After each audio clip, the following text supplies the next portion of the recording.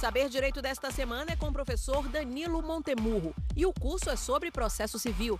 Tem dúvidas sobre o assunto? É só mandar um e-mail para saberdireito@stf.jus.br. Você pode também estudar pela internet acessando tvjustiça.jus.br.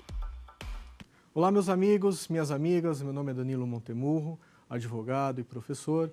E no Saber Direito dessa semana nós estamos falando sobre as ações de família sob a luz do novo Código de Processo Civil.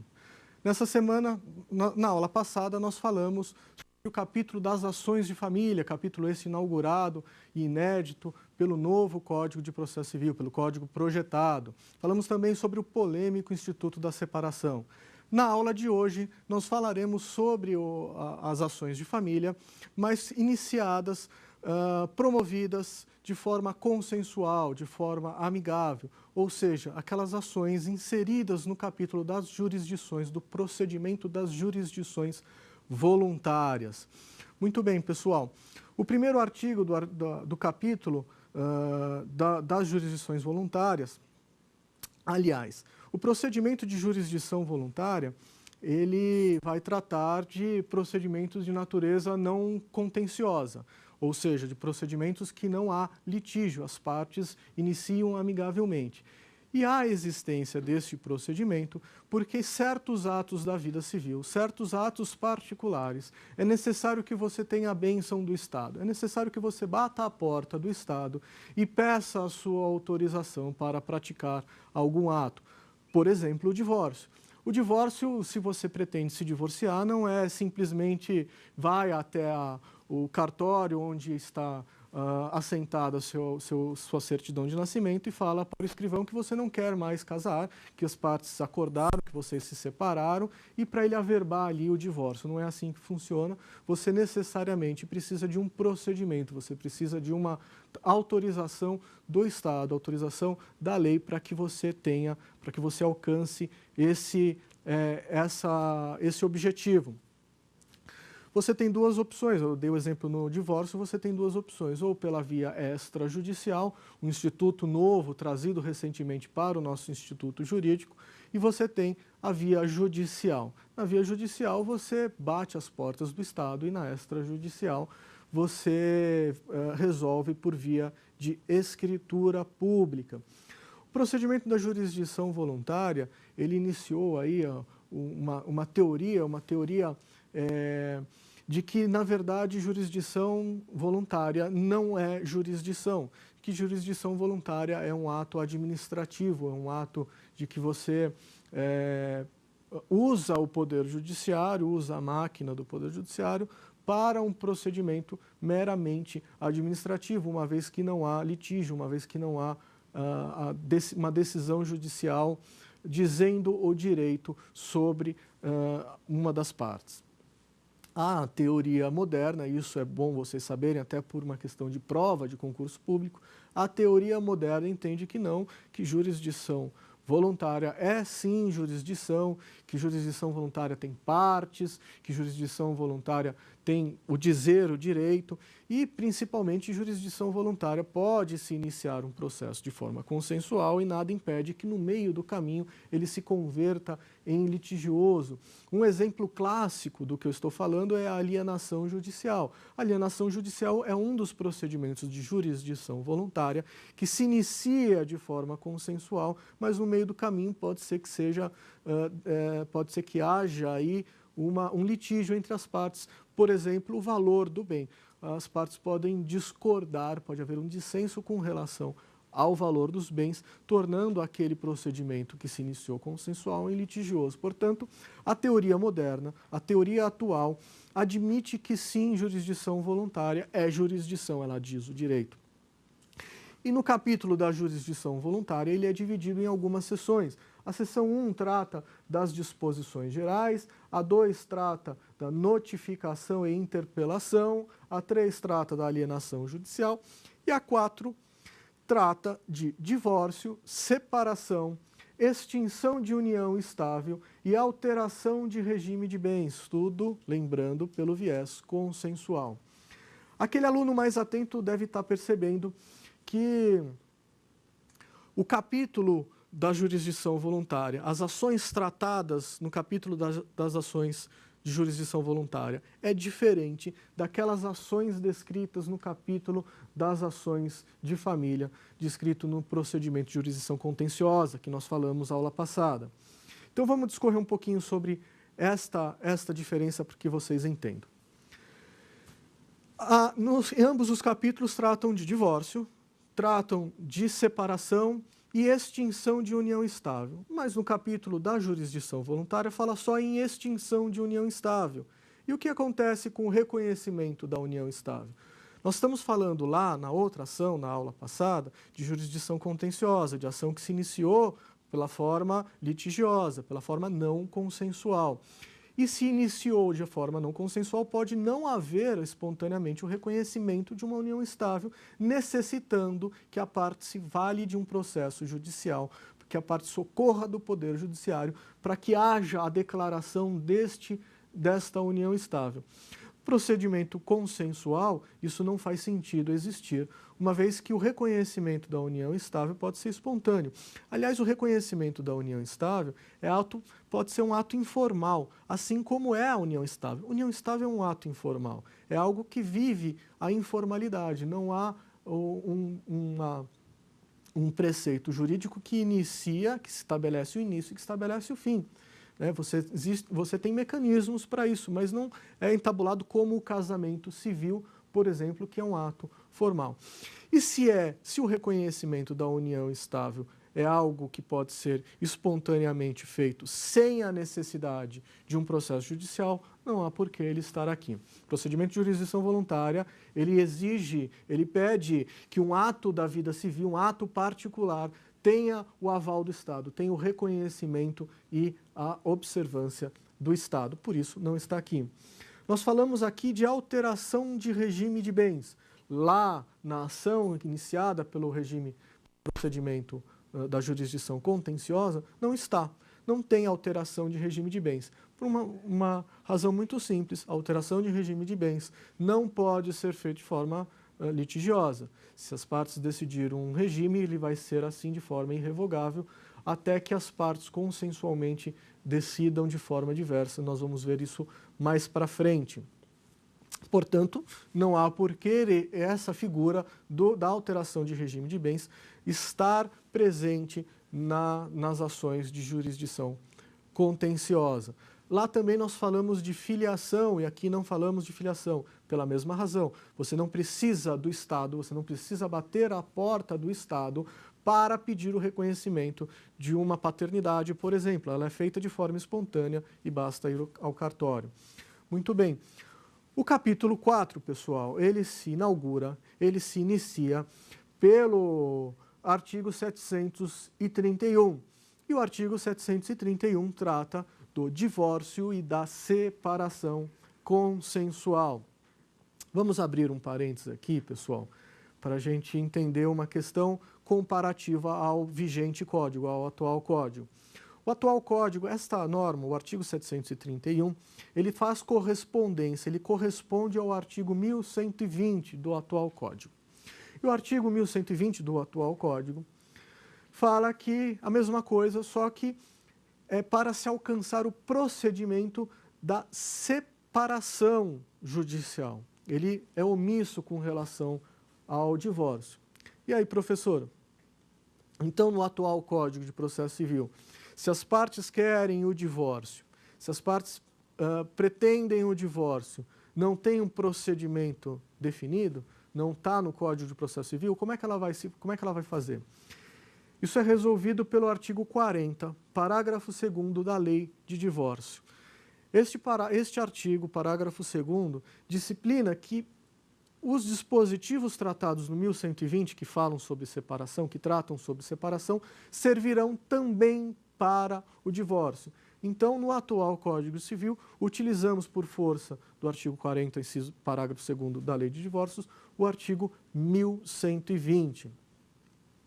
E o artigo 731 do Código projetado, do futuro Código de Processo Civil, ele fala o seguinte: a homologação do divórcio ou da separação consensuais, nós estamos falando de procedimento consensual, Observados os requisitos legais, poderá ser requerida em petição assinada por ambos os cônjuges, na qual constarão. Então, vamos lá. O casal decidiu, com base no Código vigente, lá em 2016, que ele vai se divorciar. O casal não se sustenta mais, aquela união não dá mais para continuar, e o casal consensualmente, amigavelmente decidiram, não, realmente não podemos mais continuar casados e vamos nos divorciar. Eles vão se divorciar judicialmente, eles podem escolher a via extrajudicial ou a via judicial. A via judicial, se houver algum impedimento, ou se for escolha, o casal simplesmente escolheu, eu quero o judicial porque eu me simpatizo com a via judicial. Então vai ser elaborada uma petição ao juiz, falando o seguinte, olha juiz, nós somos casados, o regime é tal, e nós queremos o divórcio. Nessa petição, obrigatoriamente, ambos vão assinar, tá? Porque é consensual, então ambos participam do ato, e nessa petição constará alguns requisitos disciplinados no artigo 731. O primeiro, partilha de bens. Esse, com uma ressalva, nós vamos ver no final o porquê. Mas o casal, na petição inicial, ele deve informar quais são os bens que esse casal tem, quais são os bens comuns, quais são os bens particulares que não vão participar desta comunhão, desta partilha, e qual é a forma de partilha. Nós estamos falando de um movimento, de um procedimento consensual, então eles já previamente disciplinam como será a partilha desses bens. Então esse requisito número 1. Requisito número 2. Pensão entre os cônjuges. As partes vão definir ali autor e autor, porque é um procedimento de jurisdição voluntária, não tem autor e réu. As partes interessadas no processo, o casal vai definir se haverá ou não pensão entre o casal. Lembrando, pessoal, que as partes podem renunciar ao exercício desse direito. Lembrando ainda que esta renúncia, pessoal, não é a renúncia do direito aos alimentos. As partes não renunciam ao direito aos alimentos porque é um direito irrenunciável, é um direito indisponível. As partes não dispõem desse direito para livremente dizer que eu não quero mais ter esse direito. Elas podem renunciar ao exercício desse direito, ao exercício de pedir pensão alimentícia. Então, se for o caso, as partes renunciam reciprocamente o direito ao exercício da pensão. Ou, se for o caso, é fixado um valor de um para o outro. Aquele que pode, paga. Aquele que precisa, recebe. Com relação ao que pode, paga, eu vou abrir um parênteses interessante também com relação ao atual Código de Processo Civil. O atual código, o vigente Código de Processo Civil, o vigente CPC, ele fala no artigo 1121, inciso 4º, ele fala que deve estar na petição inicial, é requisito da petição inicial, a questão da pensão do marido para a mulher. Vejam vocês o quão retrógrado, o quão atrasado está esse dispositivo com relação à nossa atual situação jurídica, a nossa atual jurisprudência e doutrina e a nossa atual vivência com relação à questão da pensão. Não é do marido para a mulher, é de quem pode para quem precisa. Pode ser do marido para a mulher, como pode ser da mulher para o marido. Quem pode, paga, quem precisa, recebe. Lembrando que nós vamos falar sobre a questão dos alimentos, a questão da pensão, mas lembrando que é um binômio da necessidade e da possibilidade, e é assim que é estabelecido, e é estabelecido entre parentes até 4º grau ou havendo união estável ou casamento civil. O vínculo do casamento e da união estável também obriga o parente. Muito bem. O inciso 3º do artigo 731 fala da guarda dos filhos e regime de visitas. Aqui eu vou abrir uma outra ressalva, pessoal. Regime guarda dos filhos a partir de 2014, com a lei da guarda compartilhada. A partir de então, a regra é que haja a guarda compartilhada. Ah, mas já não era isso anteriormente? Era. Anteriormente, nós falamos isso numa pergunta de um aluno na aula passada. Antes da vigência da lei da guarda compartilhada, a guarda compartilhada era preferência. A lei falava o seguinte: o juiz dará a guarda compartilhada de forma preferencial, só se não houver a possibilidade. Se não houver a possibilidade, é a guarda unilateral. Qual que era a intenção do legislador? É que a regra fosse guarda compartilhada. Qual foi a interpretação desse dispositivo? Que a guarda compartilhada, se as partes não estiverem de acordo, se as partes estiverem litigando, se não houver harmonia na relação deste casal, dos genitores daquela criança, a guarda será estabelecida de forma unilateral. Esse foi o entendimento que decorreu até a vigência da lei da guarda compartilhada, que falou, não, a minha intenção, a intenção do legislador é que a guarda compartilhada seja a regra. Então, vamos deixar claro, a guarda compartilhada agora é regra. Então, as partes, os pais, mesmo que não estejam de acordo, o juiz obrigatoriamente vai fixar a guarda compartilhada. Aqui nós estamos falando de um processo, de um procedimento consensual, que se inicia consensualmente, então, fatalmente, essa guarda será compartilhada. Ela só não será compartilhada se um dos genitores repudiar a guarda. Se um dos genitores falar, eu não quero exercer a guarda. Nessa hipótese, nesse caso, o juiz vai fixar a guarda unilateral para o outro genitor. Caso contrário, ela será guarda compartilhada. Outra questão que vale por uma questão conceitual, pessoal, é que o novo CPC, o inciso 3º, ele trata de regimes de visitas. Muito bem, pessoal. Regime de visita é um termo conceitual usado para definir o regime de visitas, como que vai se proceder à visita daquele genitor que não tem a guarda. Então, nós estamos falando de guarda unilateral. Quando há guarda unilateral, aquele genitor que não tem a guarda exerce o direito de visita. Então, vai ser estabelecida uma regra, um critério para esse regime. Fins de semana alternados, férias alternadas, um fim de semana com um fim de semana com outro, o aniversário do ano par é com um, o aniversário do ano ímpar é com outro, enfim. Esse é o regime de visitas. Na guarda compartilhada, não há regime de visitas, há um mero regime de convivência. Há a convivência entre os genitores e sua prole. E essa convivência, pessoal, é estabelecida consensualmente e deve ser mantido uma harmonia nesta questão, deixando aos genitores, uma vez que ambos têm a guarda, e tendo a guarda podem decidir onde a criança vai dormir naquela noite, que trabalhem de forma harmônica com relação a esta questão, com relação a este regime de convivência. Então, se iniciou de forma consensual, vamos trabalhar a convivência entre pais e filhos de forma harmônica e não de uma forma rígida, como há no regime de convivência. Muito bem, pessoal. O inciso 4º, ele trata da pensão dos filhos. Lembrando, mais uma vez, que a pensão dos filhos é devida por ambos os genitores. Você que é pai, você que é mãe, ambos são obrigados a suprir as necessidades dos seus filhos, da sua prole. E paga mais quem pode mais. Paga menos quem pode menos. Mais uma vez, a regra do binômio necessidade-possibilidade.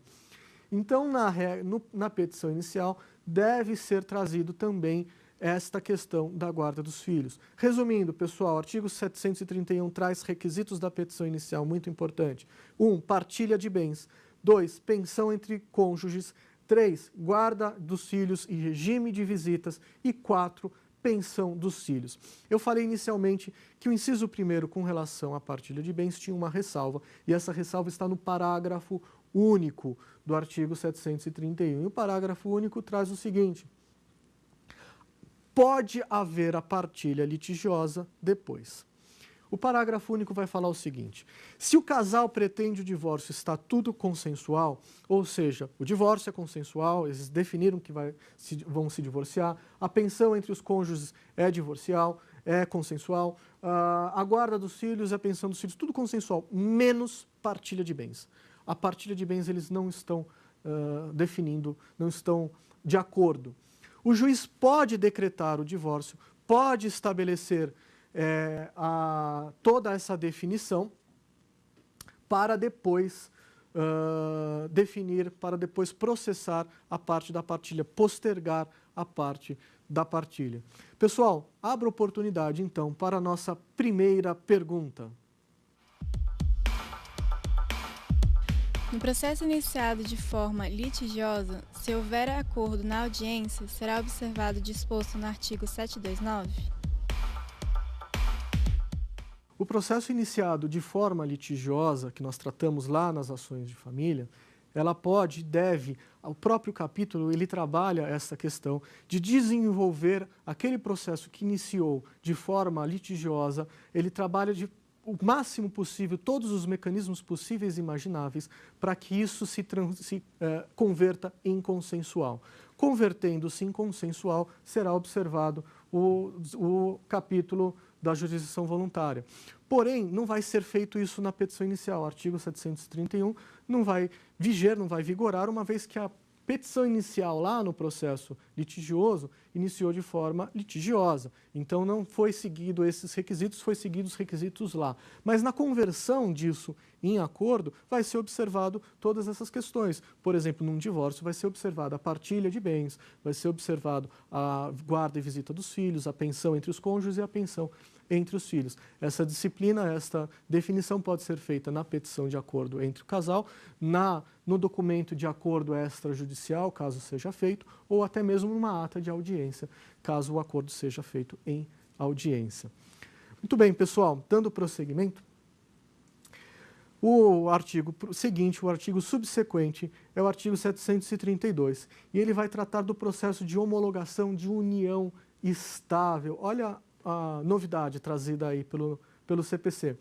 A união estável ele já podia ser feita, reconhecida judicialmente e até mesmo extrajudicialmente, por meio de escritura pública, antes na atual vigência do Código de Processo Civil. Isso pode ser feito agora. Mas com a vigência do novo Código de Processo Civil, ele traz um dispositivo específico para isso, que é a homologação, o processo de homologação de união estável, onde as partes vão pedir aí o reconhecimento desta situação de fato que se converte num reconhecimento jurídico dela. O artigo 733 trata da escritura pública. A escritura pública é aquela que vai definir a questão do divórcio ou da separação judicial de forma extrajudicial, feita por escritura pública. Na escritura pública também serão observados todos estas questões, será observada a partilha de bens, será observado eventual pensão entre os cônjuges, será observado eventual guarda, todos esses critérios também serão obedecidos na escritura pública. E pela via escritura pública será alcançada uma maior celeridade até, viu, pessoal, do que o processo judicial, uma vez que a escritura pública ela é um pouco mais fácil de ser lidada, mais célere de ser lidada. O artigo 734, o artigo subsequente, ele trata da alteração de regime de bens. Nós conversamos no início que no na seção 4 do capítulo dos procedimentos de jurisdição voluntária, nós temos ali inserido a alteração de regime de bens. E eu expliquei ali naquela ocasião que esta alteração ela deveria ser evidentemente consensual, porque não pode ser de outra forma, não pode haver o litígio. Se eu casei e eu obedeci o regime da separação total de bens, eu não posso me arrepender no futuro e pedir, contrariamente à vontade do meu cônjuge, a alteração deste regime. Aliás, eu só posso pedir essa alteração se ambos decidirem por via de processo judicial. O juiz deve autorizar esta alteração e o pedido de alteração deve ser fundamentado. Eu quero alterar o meu regime por quê? Porque eu quero. Não, não pode. Se você é porque eu quero, não pode. Você tem que fundamentar, você tem que justificar. Eu quero alterar o meu regime de bens porque nós estabelecemos uma nova sociedade, enfim, a administração do patrimônio não está sendo bem feita pelo casal e eu quero a administração só para mim. Então, o casal pode definir dessa forma, de forma consensual, e o procedimento está no artigo 734. Vale lembrar que o antigo Código Civil, o anterior Código Civil, no seu artigo 230, tratava exatamente dessa questão do regime de bens. Ele dizia que o regime de bens entre os cônjuges começa a vigorar desde a data do casamento e é irrevogável. Então, antes da vigência de 2002, antes da vigência do atual Código Civil, não se podia alterar em hipótese alguma o regime de bens. Você casou, é irrevogável, não muda mais, acabou a história, mudou, não muda mais. A partir do novo Código Civil, no artigo 1639, parágrafo 2º, esta irrevogabilidade da escolha do regime de bens passou a ser parcialmente irrevogável. E o dispositivo diz que é admissível a alteração do regime de bens mediante autorização judicial e sob fundamento. As partes devem fundamentar, devem definir que assim o querem. O parágrafo 1º desse dispositivo traz que o Ministério Público deve atuar. Aí ele traz uma exceção à regra que nós vimos na aula passada, que o Ministério Público só deveria intervir nas causas, nas ações de família, se houver interesse de menor. Aqui traz uma exceção, ele deve intervir também quando há interesse de menor e em casos em que é discutido, é requerido a alteração do regime de bens. O parágrafo 1º também traz a obrigação da publicação de um edital sobre essa alteração, ou seja, o casal deve dar publicidade a esta intenção de alteração do regime de bens para resguardar aí interesses de terceiros, para que esta alteração não seja feita de forma irregular, não seja feita com o ímprobo afã de fraudar terceira pessoa. Então, para isso deve ser dado publicidade, isso é trazido no parágrafo 1º. O parágrafo 2º traz aí uma grande novidade e uma possibilidade interessante de não enrijecer tanto assim o formalismo do processo civil. E o parágrafo 2º traz que as partes podem propor meios alternativos para dar publicidade ao edital. O que quer dizer isso? Olha, nós queremos a alteração do regime de bens, nós já definimos dessa forma, e nós moramos numa cidade tal e conhecemos o editor do jornal tal, é um jornal de grande circulação e pode ser publicado lá. O edital, em vez de usar um edital oficial, pode ser publicado nesse jornal. A intenção, o nosso pedido de alteração de regime de bens. E o juiz analisa o pedido e pode deferir uma forma alternativa para a publicação disso, trazido no parágrafo 2º. Parágrafo 3º, pessoal, traz que com o trânsito em julgado serão expedidos os mandados de averbação.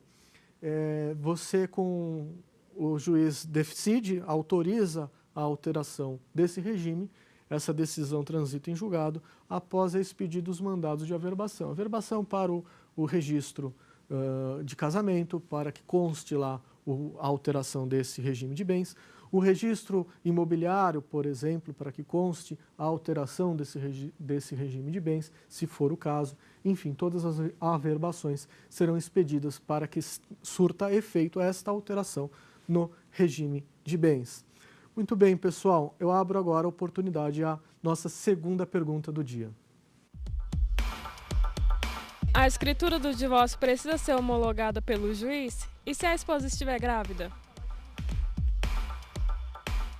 Respondendo à primeira pergunta, não é necessária a homologação, a escritura por si só já surte o seu efeito legal. A partir de se é um divórcio, por exemplo, e o divórcio é feito via escritura judicial, via cartório, a partir dessa escritura, todas as averbações em registro civil, averbações em registros imobiliários, todos os registros necessários para fazer efeito a este divórcio serão feitos sem a necessidade de uma homologação. Então é uma faculdade, as partes podem escolher via judicial ou extrajudicial, salvo em algumas exceções que só pode ser via judicial.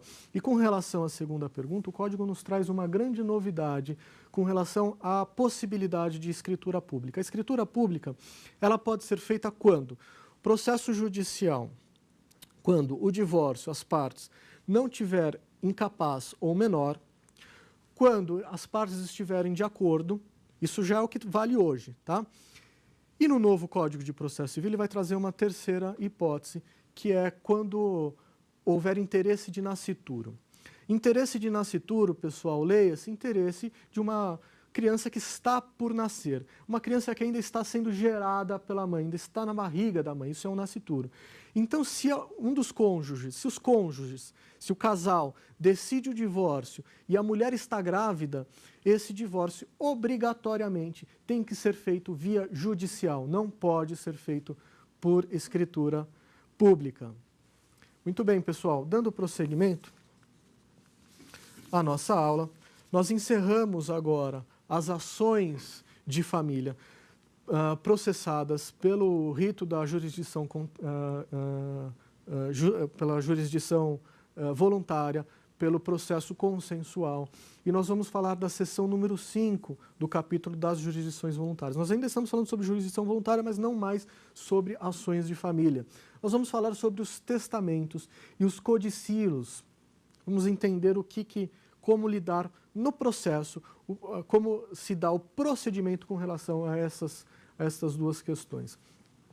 Primeiramente, vamos compreender o que são essas figuras do testamento e do codicilo. O testamento é um documento emitido na qual uma pessoa declara a sua última vontade. Ela declara que após a sua morte, quando eu morrer, eu vou querer alguma coisa. Eu vou querer que uma parte do meu patrimônio seja endereçada por um herdeiro necessário, ou por uma terceira pessoa que não é nem meu herdeiro, por um amigo, por o meu advogado. Eu defino via testamento o que eu quiser. Respeitando, evidentemente, a legítima, a meação, vocês sabem a parte disponível do patrimônio. Vocês sabem que toda pessoa que tem herdeiros necessários são os ascendentes, os descendentes e o cônjuge. Se você não tiver herdeiro necessário, você faz o que você quiser do seu patrimônio. Você, por testamento, pode endereçá-lo para quem você quiser. Mas se você tiver herdeiros necessários, obrigatoriamente, metade de tudo que você tiver é deles. Já é deles, você em vida ainda, já é deles. Você não pode fazer o que você quiser desse patrimônio. Mas você pode fazer com a outra metade. Com a metade chamada disponível, você pode, via testamento, endereçar a quem você quiser. Existem duas formas, os testamentos são classificados de duas formas, os testamentos ordinários e o especial. O testamento ordinário são aqueles redigidos por escritura pública, são os públicos. O testamento público é o testamento particular e é o testamento cerrado. O testamento cerrado é aquele escondido num envelope, é fechado no envelope, em que as partes ninguém tem acesso, só o testador. E existem os especiais. Os especiais são aqueles definidos, por exemplo, existe o testamento marítimo, o testamento aeronáutico e o militar. O testamento marítimo é aquele que a pessoa, no último momento de vida, declara ao capitão da embarcação que ele pretende que metade do seu patrimônio, as partes disponíveis, seja endereçado a tal pessoa. Isso terá vigor, isso terá vigência, desde que, quando esse navio aportar em terra, ele tenha efetivamente morrido. Se ele não morrer, ele vai ter que fazer o testamento dele de outra forma. Muito bem. E depois que você fez o testamento, quando você morre, esse testamento ele tem que ser aberto, esse testamento ele tem que ser registrado e ele tem que ser cumprido. E existe um procedimento judicial para a abertura, registro e cumprimento desse testamento. Tratado no artigo 735. Eu esqueci de falar para vocês, pessoal, o que é o codicílios. Isso aí ninguém sabe, ninguém viu, é um instrumento muito difícil de se aparecer e é um tipo de testamento menos solene. É um testamento particular, feito pela própria pessoa, e ele vai disciplinar questões pequenas da sua vida. Ele vai definir como ele quer o seu funeral, ele vai definir uma roupa, um sapato, um utensílio, alguma coisa bem pequena. Isso pode ser feito pelo codicílio, o resto é testamento. E o testamento é aberto, o procedimento está no artigo 735, que já vai tratar do procedimento de testamento cerrado, aquele que eu expliquei, que é envelopado. A pessoa faz, o particular mesmo faz, o testador faz o seu testamento particular, leva ao notarial, fala para o notarial, tenho aqui um testamento com as disposições de última vontade e eu quero que ele seja, tenha a característica de cerrado, eu quero que ele seja fechado, ele é fechado num envelope lacrado e o artigo 735 traz o procedimento para abertura deste testamento. Então, o juiz vai definir, vai determinar, quando o juiz receber alguém, quando a pessoa morre e é aberto o processo de inventário, ou não aberto o processo de inventário, quem tem esse testamento leva até o juiz e fala, olha, eu tenho um testamento, a pessoa morreu, e eu tenho um testamento cerrado, e o juiz inicia a abertura. Na presença de testemunhas, ele abre, primeiro ele verifica se o processo, se o testamento está em ordem, se não tem nenhuma possibilidade de fraude, e abre o testamento na presença de testemunhas. E para que é essa abertura? Ele tem que ser aberto, ele tem que ser registrado para fazer cumprir no processo de inventário. Aqui não vai ser definido nenhum tipo de partilha. Nesse processo é tão somente a abertura, o registro e a publicação. E um detalhe importante com relação a isso, pessoal, é que se houver algum indício de fraude, esse testamento vai ser aberto, ele vai ser registrado, porém não cumprido. A abertura e o registro será feito. Seria um desperdício de procedimento você pedir abertura e o procedimento, o juiz verificando que há alguma nulidade, rasga o negócio e joga fora. Isso não pode acontecer. Muito bem, pessoal.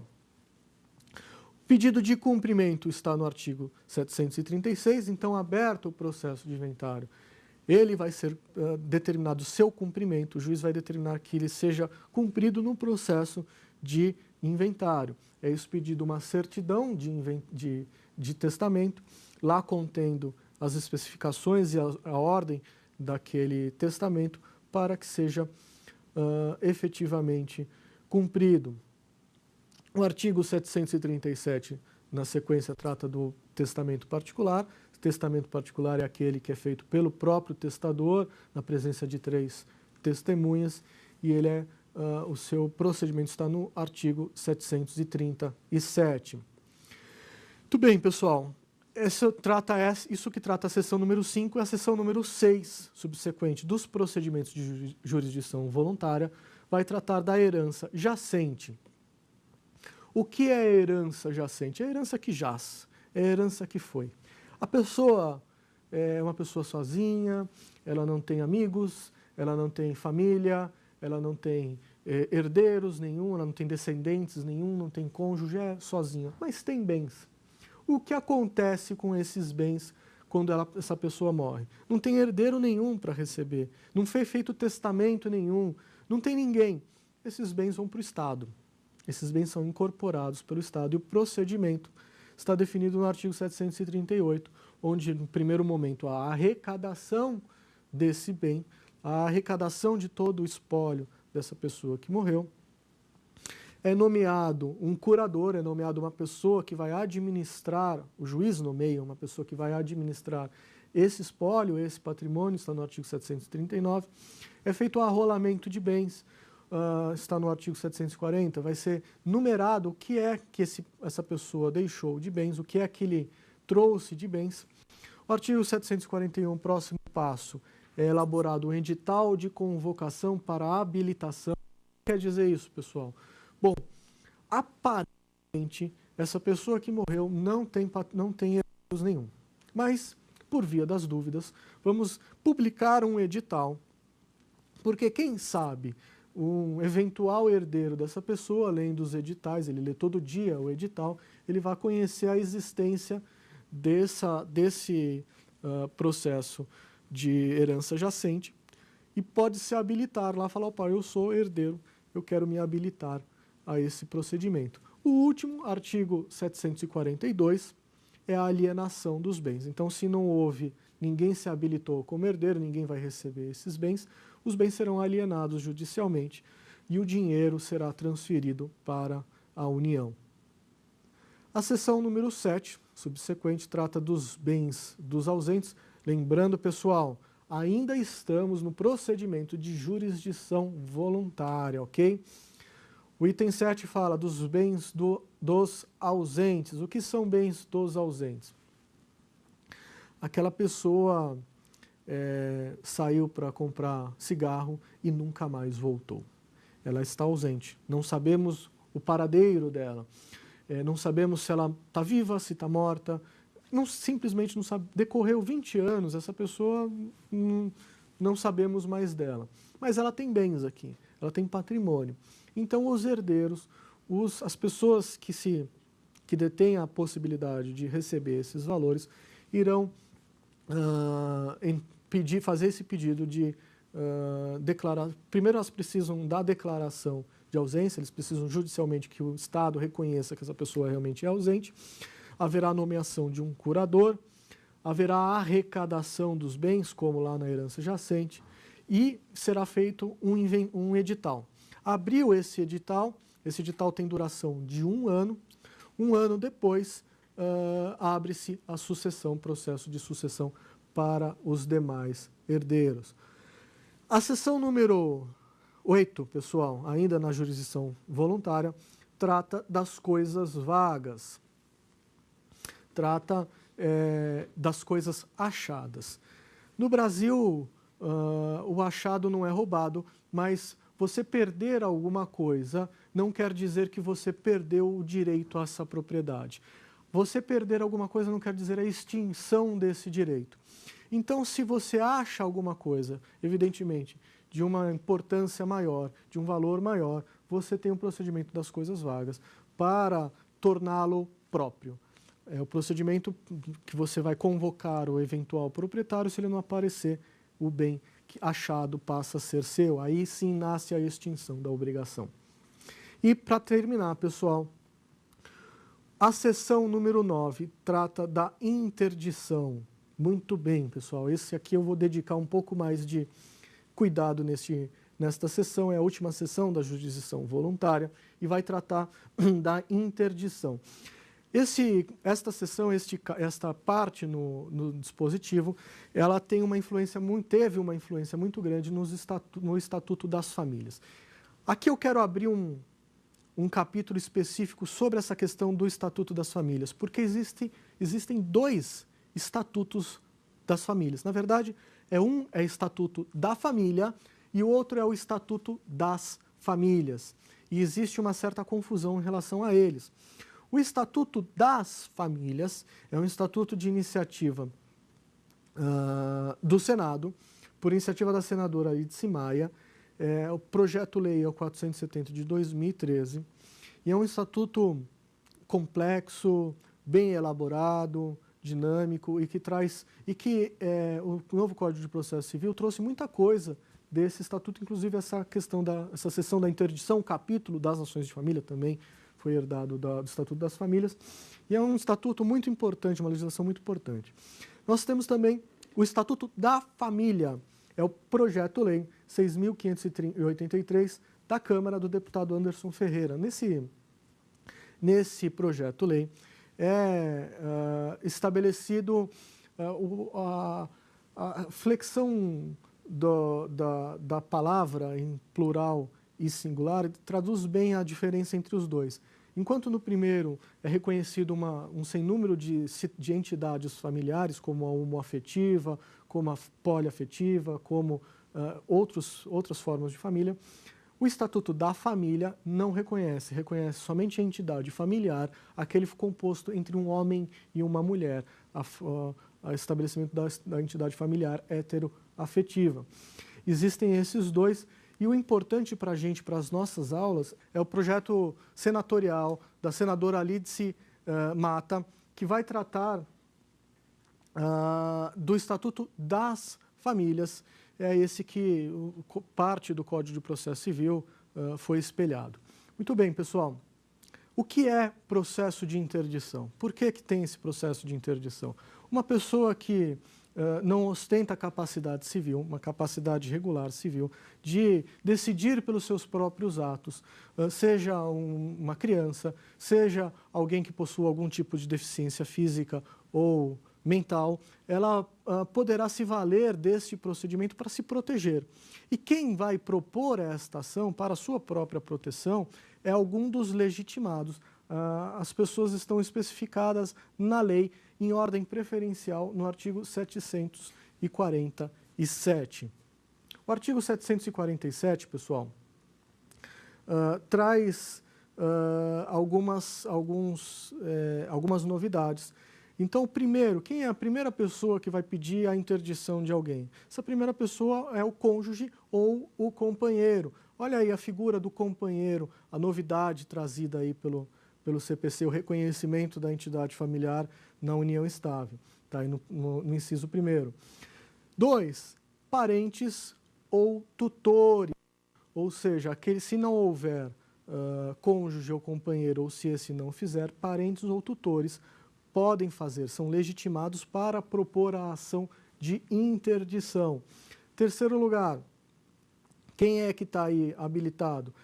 Representante da entidade em que se encontra abrigado. Olha que excepcional mudança, excepcional novidade traz o novo Código de Processo Civil. Vejam que no Brasil, pessoal, é muito comum, é muito corriqueiro uma pessoa ser abandonada pela família em uma dessas clínicas de abrigo, uma dessas entidades de abrigo, seja uma entidade não governamental, seja uma governamental e seja uma particular. Muitas pessoas são abandonadas lá. E aí os seus legítimos e regulares tutores, que são as pessoas que cuidam dela neste ambiente, neste abrigo, ficam sem ter o que fazer. Não podem se manifestar, não tem como administrar o patrimônio dessa pessoa e fica tudo abandonado. Elas têm uma limitação muito grande. A partir de 2016, com o novo Código de Processo Civil, isso acaba porque o artigo 747 legitima os representantes dessas entidades para propor a ação de interdição. Isso foi uma excepcional mudança e uma possibilidade muito grande aí para essas pessoas que se encontram nessa situação. O inciso 4º legitima o Ministério Público, caso ninguém faça, só que a legitimidade do Ministério Público é em caso de doença grave. Tá? Isso está definido no 748, em caso de doença grave. Se os legitimados anteriores, lá, se as outras pessoas não o fizerem, ou se elas forem incapazes também, o Ministério Público pode pedir a interdição. E qual que é o procedimento dessa interdição? Como é que funciona? Primeiramente, vem a petição inicial. Petição inicial, que é o documento, que é o pedido, que é o ato processual que inaugura o processo. A petição inicial vai apresentar os fatos que demonstram essa incapacidade, os fatos que demonstrem que esta pessoa é incapaz de exercer os atos da vida civil e justifica a ação de interdição, e os documentos que provem esta incapacidade. Isso é muito importante, pessoal, porque a interdição é um processo drástico. A decisão que interdita uma pessoa é uma decisão drástica, extrema, e ela deve, antes do juiz decidir pela interdição, ela deve estar devidamente comprovada, devidamente alegada pelo fato que torna essa pessoa incapaz e a prova disso. As provas dessa interdição são, evidentemente, um laudo médico, né, que justifica essa impossibilidade, um médico que acompanha, um médico já dessa pessoa interditada vai justificar que ela tem a doença tal, apresentar a CID dessa doença, ou tem uma outra incapacidade, seja ela qual for, que a impossibilite de exercer a sua vida civil, os atos da vida civil, por si só, precisando de alguém que seja a sua curadora, seja a sua interveniente na sua vida. Muito bem, isso é definido no artigo 750. O artigo 751 define, em questão de procedimento, a citação e a audiência. O juiz deve citar a pessoa a ser interditada a comparecer numa audiência para se defender e para uma entrevista. Veja, por uma questão conceitual, parece bobo, mas não é muito importante. O vigente código, o artigo 751, ele vigora, mas o vigente código, ele traz, no lugar de entrevista, ele traz a expressão interrogatório. Veja que essa é uma expressão, ela é muito forte para a situação em si. O juiz não vai interrogar a pessoa ser interditada, ele vai entrevistá-lo, ele vai conhecê-lo, saber se realmente o que está acontecendo ali, conhecer o caso, porque o juiz não conhece, é uma pessoa estranha àquela relação, então ele vai conhecer o caso através da entrevista. Isso foi uma mudança conceitual importante. E o artigo 751 traz um procedimento em 4 parágrafos. O primeiro fala que o juiz ouvirá o interditado no lugar onde estiver. Olha, isso é uma novidade. O juiz deve ouvir onde a pessoa está, caso ela não possa se dirigir até a audiência. Caso ela não possa se locomover até o fórum, o juiz vai até essa pessoa. A entrevista deve ser feita junto com um especialista. Deve ter uma pessoa lá, um médico, um psicólogo, um psiquiatra, para acompanhar esta entrevista. O juiz deve se valer, olha que interessante, o juiz deve se valer de recursos tecnológicos para o interditado se expressar. Nós estamos falando, por exemplo, de um surdo-mudo. Surdo-mudo, ele, a rigor, não é incapaz. Mas existem surdos-mudos que não conseguem se expressar, não têm essa capacidade, e aí se justifica a interdição. O juiz deve se valer da tecnologia acessível a ele para essa entrevista, para que o interditando possa se expressar perante o juiz. E o 4 trata da oitiva de pessoas próximas ou parentes. O juiz vai ouvir quem está próximo, quem é parente, quem conhece o caso, para dizer se é esse caso de interdição mesmo. O 752 traz a possibilidade de uma impugnação, que é a defesa cabível ao interditado. Ele pode impugnar esta petição inicial, este pedido de interdição, justificando, seja qual for a justificativa, e haverá necessariamente a perícia. A perícia é tratada no 753. O juiz deve se valer de um perito judicial para verificar se aquela condição alegada na petição inicial é verdade ou não. E se é o caso de interdição ou não. E se for o caso, qual o limite dessa interdição? O próximo passo é a sentença de interdição e a nomeação de um curador. O curador, ele tem a curatela exercida por uma pessoa e essa nomeação é feita pelo juiz. Na sentença também, além da nomeação do curador, será definido as características do interditado. Será considerado a vontade e preferência. Olha que novidade fantástica também trazida pelo Código de Processo Civil, novo, Código projetado, está no artigo 755, inciso 2º. O juiz deve se valer, deve observar a vontade daquela pessoa, o que ele quer, na verdade, quando dá interdição, para ter os limites tanto da interdição quanto da curatela. Muito bem. Vai ser publicado um edital também dessa interdição para se dar publicidade ao ato e a interdição está feita, o curador é o responsável por ele, inclusive devendo prestar contas em juízo da sua curatela, da administração, não só da curatela do cuidado com o interditado, como também a administração do patrimônio dessa pessoa, desse interditado. Muito bem, pessoal. Quando que acaba a interdição? A interdição ela pode ser total, ela pode ser parcial e ela pode ser limitada. Se ela for limitada, essa interdição vai ter aí os limites finais. Por exemplo, uma pessoa que usa drogas, a interdição acaba com o seu tratamento terminado. Também cessa e é feito o levantamento dessa curatela.